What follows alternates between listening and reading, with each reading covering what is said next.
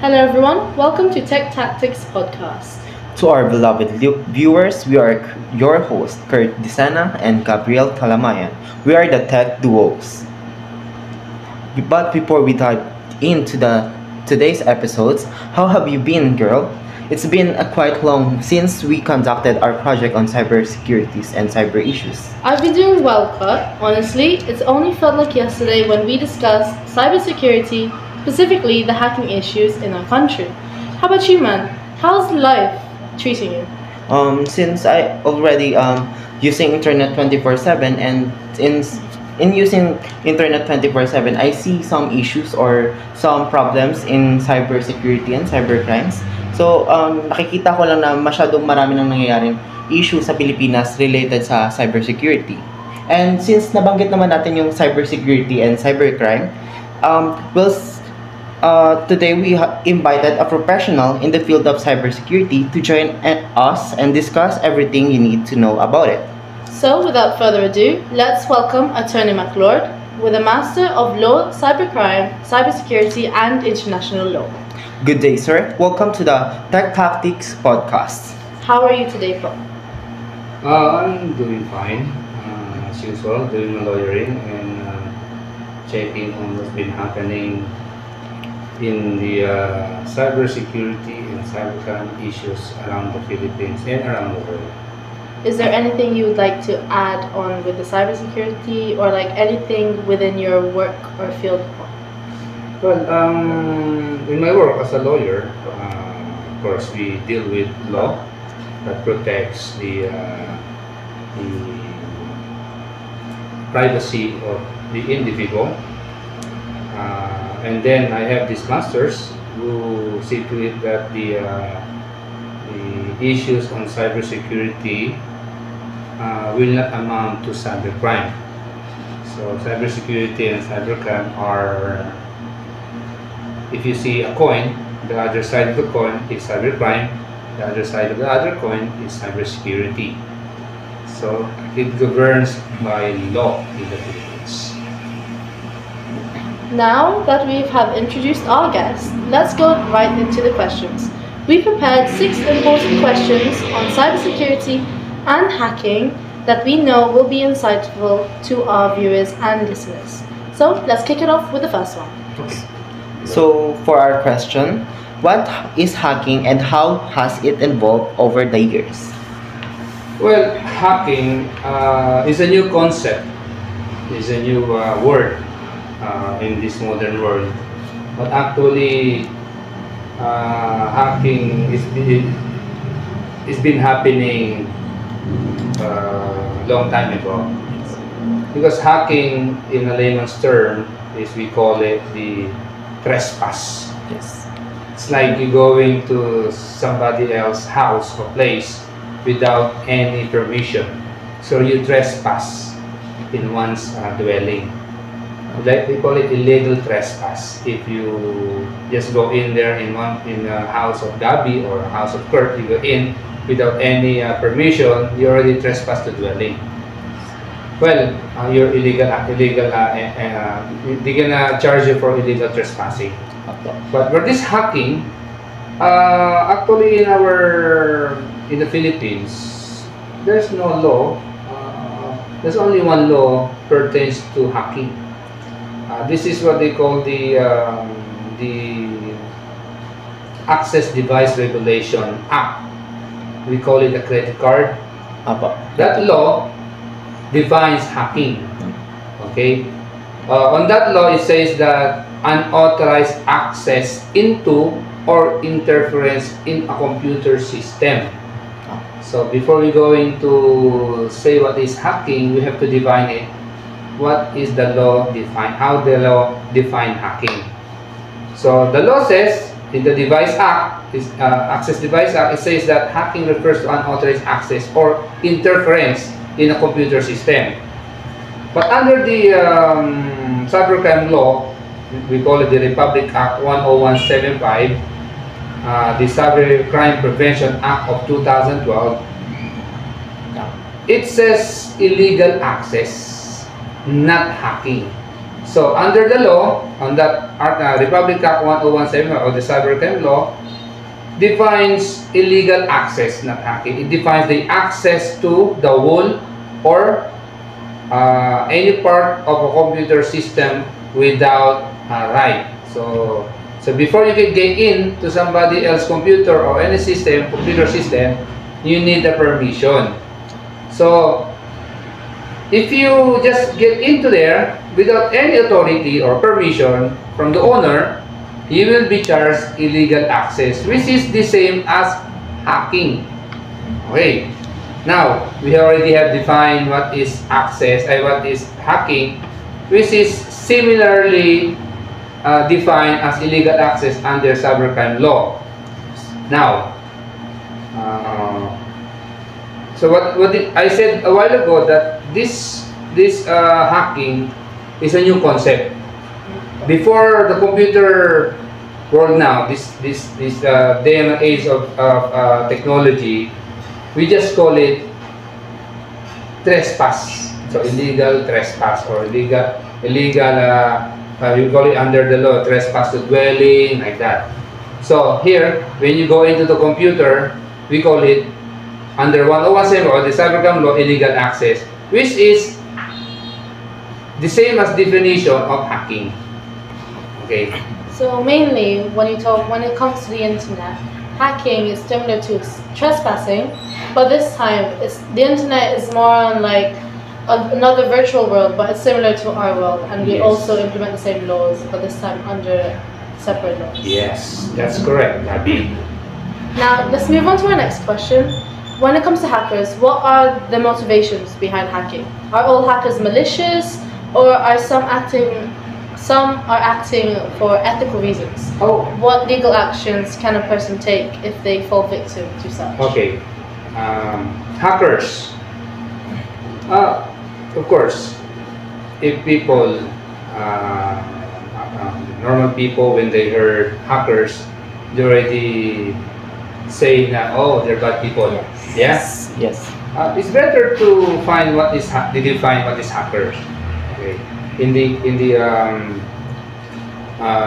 computer world, or we call it in this modern age, actually they define hackers. So this is what hackers definition, because under the research in the United Nations, they define what is hackers. Okay. Hackers is someone who looks at the system. Okay? Yes. They look at the computer system, whether it's a piece of software or security control or even business processes. So they are the computer technique or computer enthusiasts. They are the people who looks on the system. So hackers are the people who see roadblocks and think, just like there's got to be another way to do it. Yeah. See, they check the system. Oh, there was something to do. Like, this system is good. I think there's another way to do it. That's why they look on the system. They are the hackers. Yes. So we call them the good hackers, because. But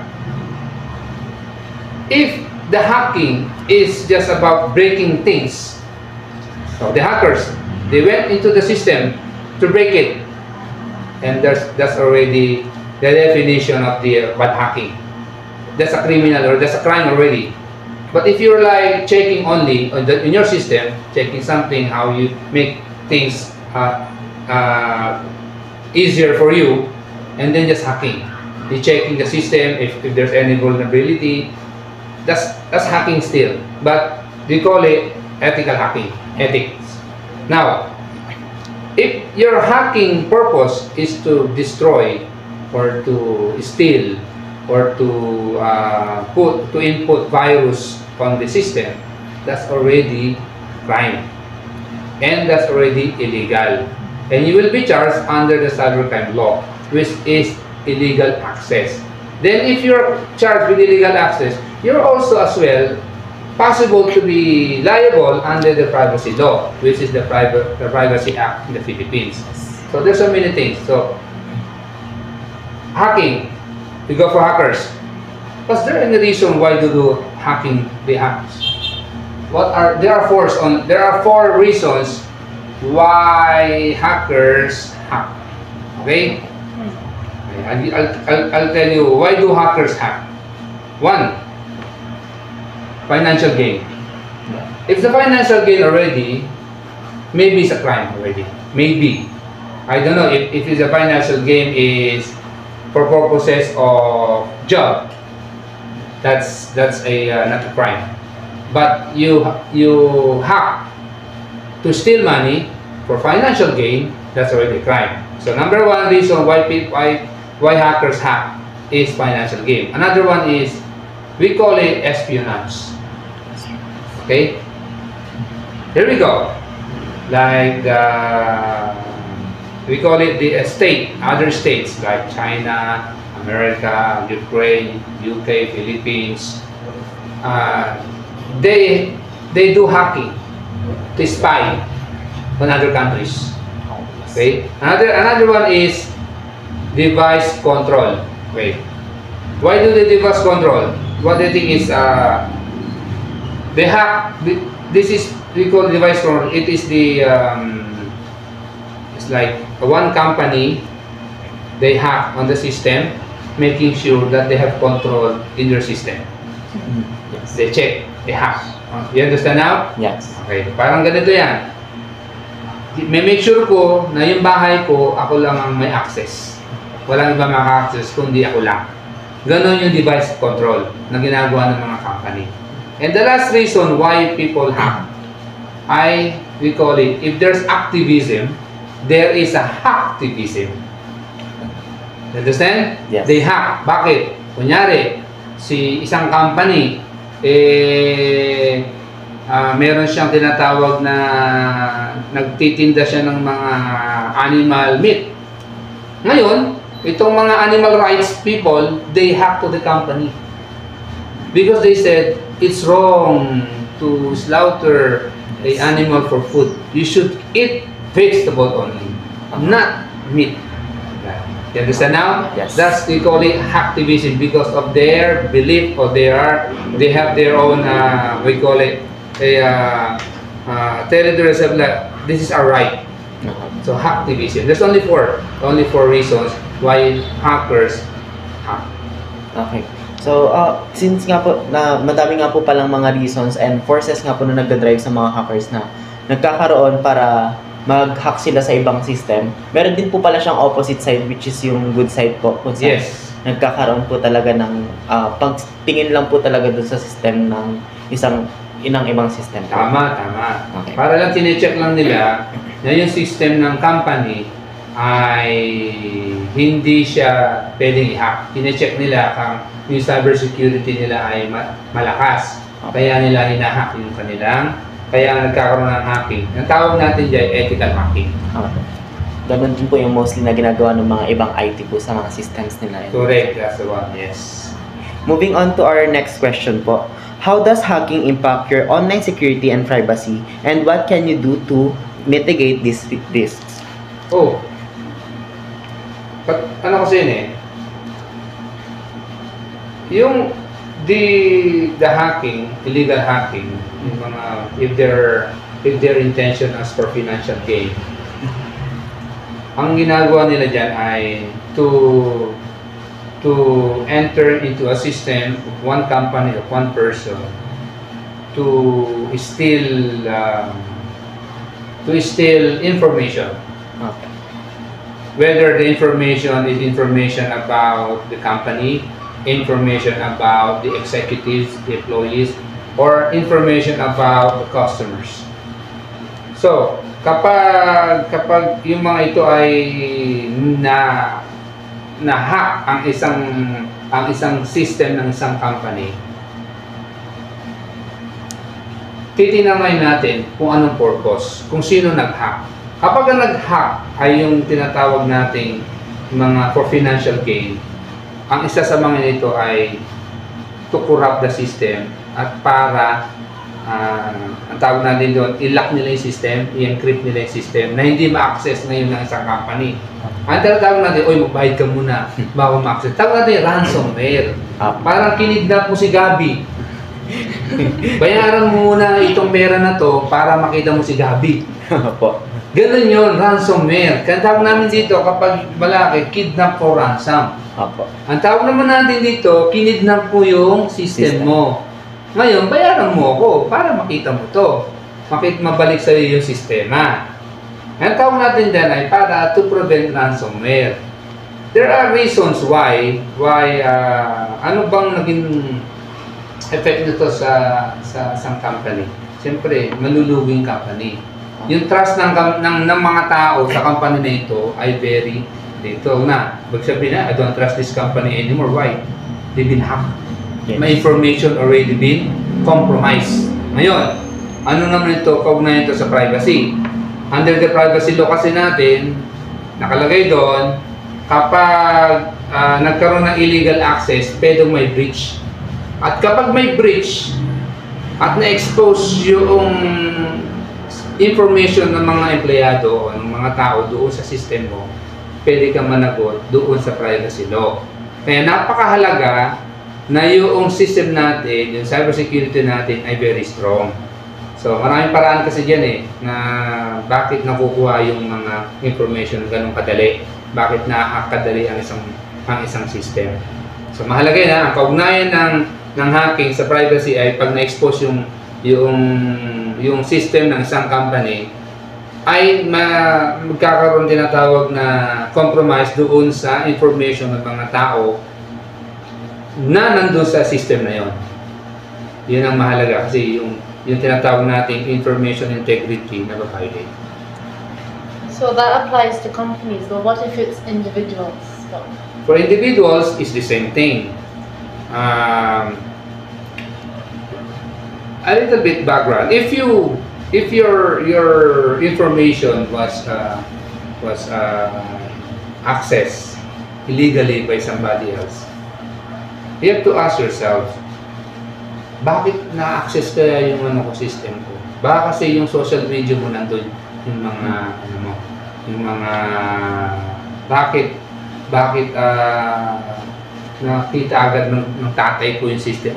Nakita agad ng tatay kasi yung bakit kaya yung pinsan ko, bakit kaya yung mga tao nakita yung information ko. Ngayon na-hack ka agad ng mga bad actors yung information ko. Actually, papasok ka pa rin sa illegal access kapag pumasok ka without authority doon sa information about ng isang tao. So, ano kaya ang dahilan bakit nangyayari ito? Okay. Isa sa mga dahilan bakit na-hack ang mga tao dahil sa social media lang. Andun kasi information Nilagay mo pangalan mo, birthday mo, nandun, oh, happy birthday! Tapos sabi nila, uy, 25 ka na pala ngayon, kinumpit nila ngayon. Oh, pinanganak itong araw na to, di ba? Uy, nakalagay sa post mo, Signal Village National High School graduate. Oh, ayun, graduate pala siya dito. Di ba? Kaya, yan yung mga information natin na dapat i-share. So, like, are there any other apps or programs what you recommend that can help with such hacking or like to prevent such? Oh, maraming bagay na dapat natin gagawin. No? Una,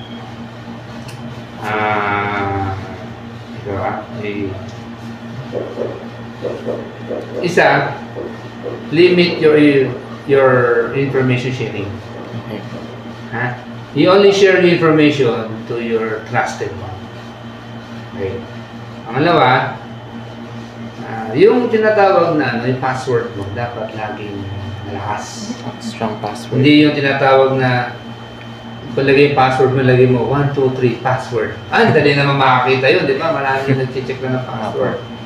Isa pa ay yung tinatawag natin na gumamit ka ng, kasi kung di pa na maintindihan, may mga may mga internet browsing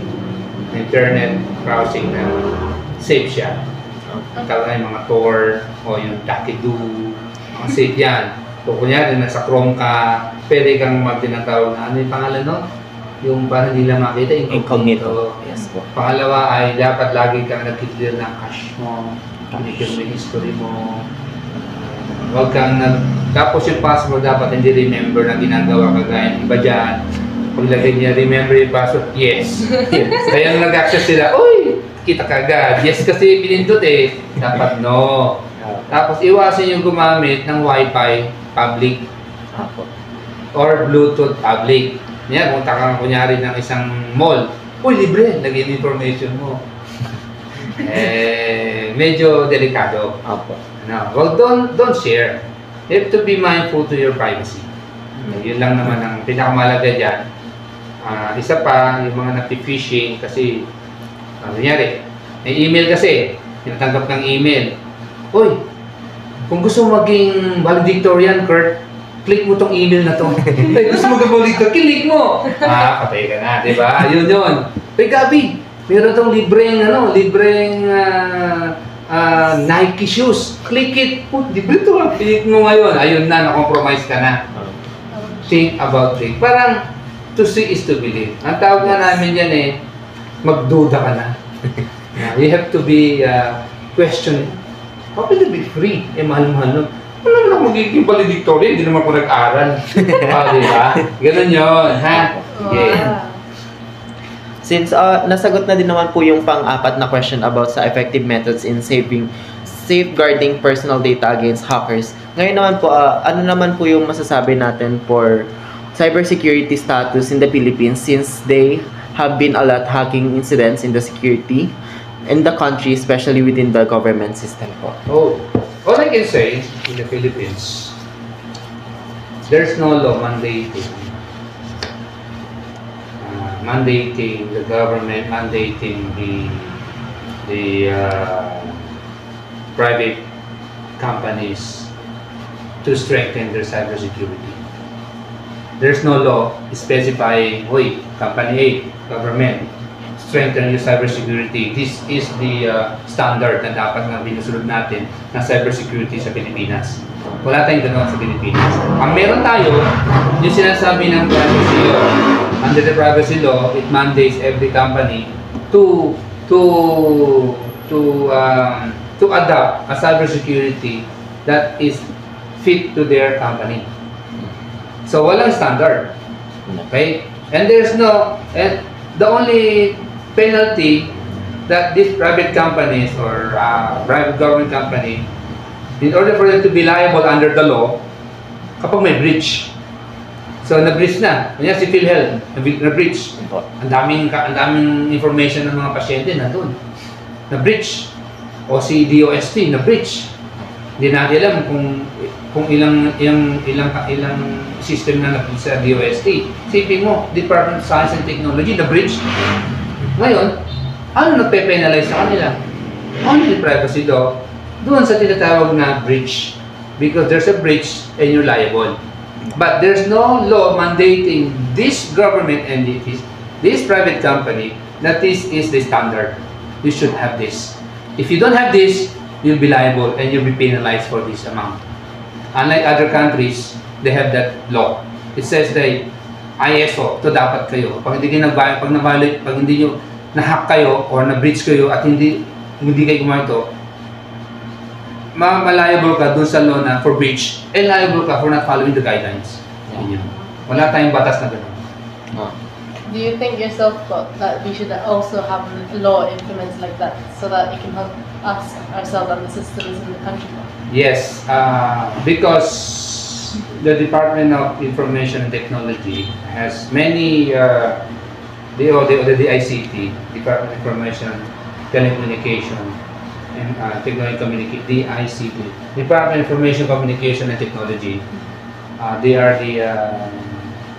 have the mandate to push for a law on cybersecurity. Kasi dun sa ating batas, ang meron tayo cybercrime na nangyari na yung breach, kaya ang cybercrime na. Wala tayong tinatawag na batas na sinasabi, paprotektahan gawin natin to. Okay, no? Wala tayong tinatawag. Puro tayo reactive, wala tayong proactive. Dapat proactive tayo sa mga bagay-bagay. Gaya na, para hindi tayo ma-breach, lagi usually, there should be a law mandating every company to have this standard of cybersecurity in their company. Okay, for our last question po, ano po yung mga masasabi niyo po sa mga kabataan na gumagamit po ng system or ng internet po para maiwasan yung pagkakaroon ng hacking sa account nila, since yun nga po, bata pa po sila and hindi pa po sila knowledgeable masyado about hacking? Kanina kasi, I already mentioned, why do hackers hack? And then, bakit nabibiktima tayo ng hacking or illegal access? Under the law, illegal access kasi wala nang hacking sa batas natin. Bakit nagkakaroon ng ganon? Dapat mindful tayo sa mga bagay-bagay. Dapat i-educate natin. Total, itong generation ninyo is the generation of the Internet. Dapat mas alam niyo sa amin, protektahan sarili niyo. Ang tawag namin na dapat, meron ko information. Now, sa amin naman, as a lawyer, as a study about the law and about cybersecurity and cybercrime, the only thing that I can say is to protect yourselves from this hacking is never share personal information. At sinabi ko na yung kanina. Pangalawa, be mindful of sharing things. Yung mga picture ninyo, huwag nyo sinishare. Kasi whatever you put online, hindi na may erase. Andiyan na yung tawag namin, digital footprint. Iwas-iwas sa pagkiklik ng link. Kapag may link usually, may problema yan. Na-receive kayong text. Sabi niya rito, you won na 1 million, please click this one. And you click. Please. Huwag na kayo mag-click ng mga link. Pag na-click kasi link ninyo, yan ang dahilan. Kaya yung mga FB ninyo sa cellphone ninyo, nati-take over. Ang tawag namin doon, take over. Hindi na ma-hacking usually. Take over yung account ninyo. At kapag na-take over ang account ninyo, maraming pwedeng gawin. Kung na-hack yung, kunyari na-take over ang yung FB nyo, merong ano sa FB, agad-agad yung sabihin kay Meta. I-report nyo. Kung na-take over ng inyong messenger, report nyo kay Meta. I-close kagad nila yun. Yung kanyang Instagram, o Instagram kayo, i-report nyo kay Instagram. Meron yung mga link doon sa Instagram na sinasabi ay na pwede nyo i-report. Pangalawa, dahil sa mga sinishare yung information online, nakakopy yung ano nyo, na-impersonate kayo. Nakita nyo, dalawa, ba't dalawa ang gabi dito? Parang mukha, parang information. Paano yun nalaman? Kasi sinishare mo. Gets mo? Yes. Pag nakita nyo online na parang information, hindi mo naman ginawa, report mo para mawala yun. Mabilis naman si Meta, si Instagram na magtanggal ng mga ganon. Be mindful lang kayo doon tinatawag ng mga sa phishing. So, kapag mayroong email na tanggap kayo, huwag nyo yun ang tingnan. Yan ang dahilan baga kaya sabi si Malacanang, na-hack. Kasi sa email, kala nila galing kay Trump o galing kay sa isang kilalang tao, kinlink nila. Nung inopen nila, ang tinatawag naman doon, meron doon sa pag-open pa lang nila ng email, meron na tinatawag malicious na sa loob doon. Yung malicious na virus na yun, pumunta na sa system nila. Ngayon, na-hack na yung system nila. Gets nyo? Yes. So, kaya yung mga phishing, marami yan, smishing. Kaya sabi, don't just open things, kahit pag-galing ko kanino yan. Unless, trusted mo siya, pwede mo siyang open. Is there any additional messages or things you would like to say to our audience? To the listener and audience of Kurt and Gabby, ang tawag namin, social engineering yan eh. Maganda yung ginagawa ng mga tao na gustong for financial gain. They use social engineering. One of them is phishing. Another type of social engineering is cracking. Tawag nila, they guess the password. They guess password eh. Combinations. So sa social engineering, ang tatawag kaya social engineering, this is when the attackers o yung mga bad actors try to trick you in giving them your login. Nakatanggap ka, oy, provide mo naman yung ano mo. Kunyari, nanay mo. Sabi niya, oy, apetihan ang OTP mo. Kala mo nanay mo. Hindi mo alam, yung palang nanay mo, yung kanyang FB Messenger na ano na na take over na. Kaya pag gano'n, ba't hinihingi OTP ko? Tawagan mo yung nanay mo, mahihingi mo ba OTP ko? Gets mo? Opo. Kaya nga yung mga social media, basta they pretending to be legitimate. And then hinihingi yung information nyo. And be careful na. No, be careful on sharing information online kasi doon mo nakikita yung mga tao doon. Kilala mo ba yung nasa kabilang mundo? Hindi mo kilala. Yan ang problema ng ano ngayon, ng hacking. Kahit sa bansa ka, pwede kang mambiktima. No? Kaya sa mga listener ninyo, be mindful on what you share, be mindful on what you click, be mindful doon sa tinatawag na dapat dinodouble check nyo kung tama ba yung information o yung nangihingi sa inyo information, kung siya nga ba yung nangihingi sa inyo. Kaya nga kung humihingi yung nanay niyo, nag-message sa inyo na pahingi ng ganitong password, tawagan yung nanay niyo. Di baling mapagalitan ka na, huwag lang manakaw yung information mo. Yes. Di baling malate ka na sa school, huwag lang ma-hack yung system ninyo. Okay? Yes. Yun lang sa mga nakikinig. Thank you for sharing that all valuable information, Attorney MacLord po. This has been one of our best episode today, and big thank you po din for joining us today. Sure. Anytime. Thank you po for your time and expertise. It's been a pleasure having you po on our podcast. Thank you as well, Kurt and Gabby. Thank you. Thank you, sir. And for our listener, thank you for tuning once again to our Tech Tactics podcast. Don't forget to defend, secure, and stay safe online. Until next time, stay tech savvy, and we'll see you in our next episode. Goodbye, everyone.